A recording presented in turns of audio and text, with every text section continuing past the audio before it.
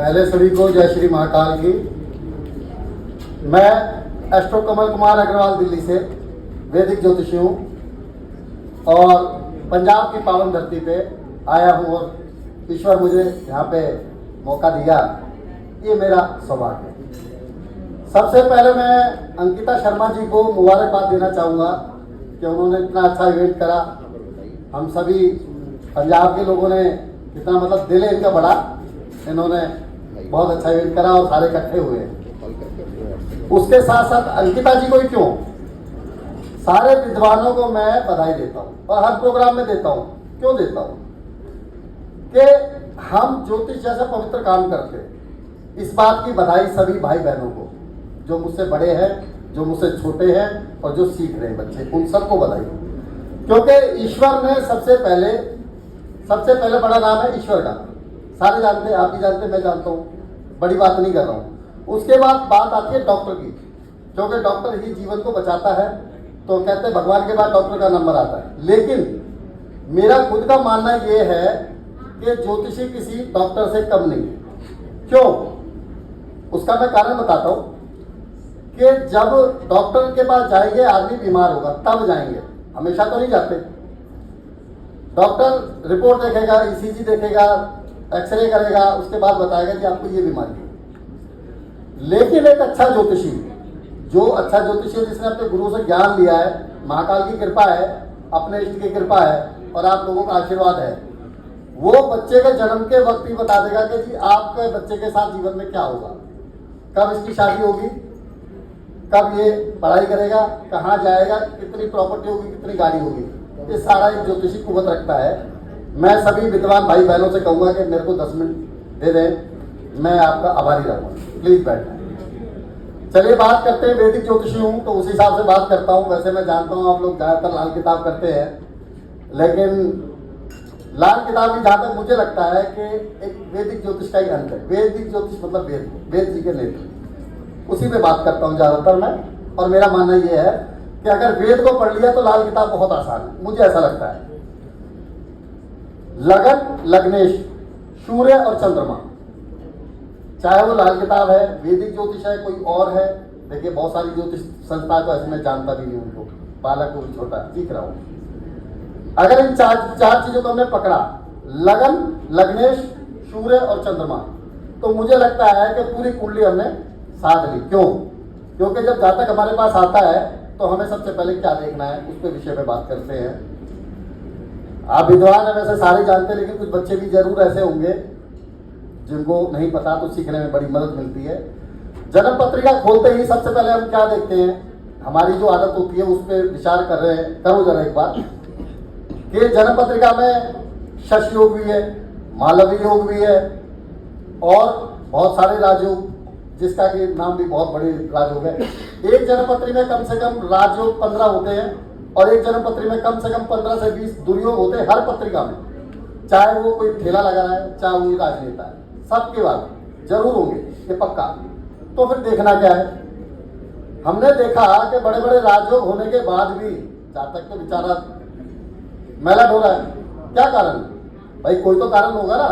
वो रेड़ी लगा रहा है, वो मजदूरी कर रहा है, या एक ऐसा जातक आया जो करोड़ों में मतलब आया और गाड़ी में सवार, मुंह में सोने की चम्मच लेके आया। तो उस विषय पे वो विषय कब उठता है, इस बात पे बात करते हैं। लगन और लग्नेश, सूर्य और चंद्रमा। मैं सर थोड़ा सा मैं फिर से कहना चाहूंगा, प्लीज मैं हाथ जोड़ के विनती करता हूँ, वैसे आपकी मर्जी है, प्लीज बैठ जाएं, ताली मत बजाना, कोई समस्या नहीं है, पर हमारे भाई जी को सभी सुनने के एक बार अंतःकरण से अपने अपने स्थान पर बैठ जाएं, क्योंकि जब ज्ञान की वर्षा होती है तो उसमें 2-4 बूंद लेकर के जाएं, ये ऐसी कामना है। जय महाकाल की। बात करते हैं। जन्म पत्रिका हमने खोली तो देखा, जैसे मैंने बताया बड़े बड़े राजयोग है, लेकिन बंदा मजदूरी कर रहा बेचारा। ठीक है, अब मजदूरी भी कोई बुरी चीज नहीं है, जीरो से हीरो इंसान बनता है, लेकिन वो कब बनता है इस विषय पे विचार करना बहुत जरूरी है कि 0 डिग्री से लेके 5 डिग्री के बीच में आती है बाल अवस्था। बाल अवस्था, लगन और लग्नेश की अवस्था जरूर देखनी है। सारे ग्रह खराब हो जाए, लगन और लग्नेश कमजोर है तो पत्रिका कमजोर है, लगन और लग्नेश मजबूत है तो समझ लो सारी बाजी जीत चुका है, जातक जीत चुका है। 5 डिग्री से लेके 6 डिग्री के बीच में कहते हैं बाल अवस्था, और 6 डिग्री से लेके 12 डिग्री के बीच में होती है किशोर अवस्था। बाल अवस्था एक ऐसी अवस्था है, ऐसे समझ के चलिए कि बच्चा पैदा हुआ हमें खुशियां देता है, सबको लगता है बच्चा मेरे घर में आया, बहुत अच्छी बात है, अच्छा लगता है ना सबको, लेकिन वो किसी काम नहीं आता। हम उससे कहें बेटा जाके जरा सामान लिया बाजार से, या मेरा एक छोटा सा काम कर दो, वो नहीं कर पाएगा, वो मुस्कुरा के आपको जवाब दे देगा।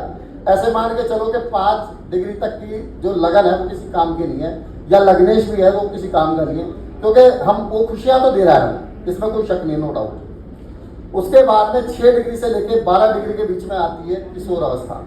किशोर अवस्था ऐसे मान के चलिए, मैं फॉर एग्जाम्पल बात कर रहा हूं मैं, कि किशोर अवस्था का बालक 12 साल से लेकर 18 साल के बीच का जो बच्चा है, उसके अंदर लड़कपन बहुत होता है, आपने देखा होगा, उछल कूद बहुत होती है, हंसता खेलता रहता है, एक एनर्जी बहुत होती है, और अपनी एनर्जी को कई बार वो वेस्ट करता है और कई बार वो सही जगह लगा देता है।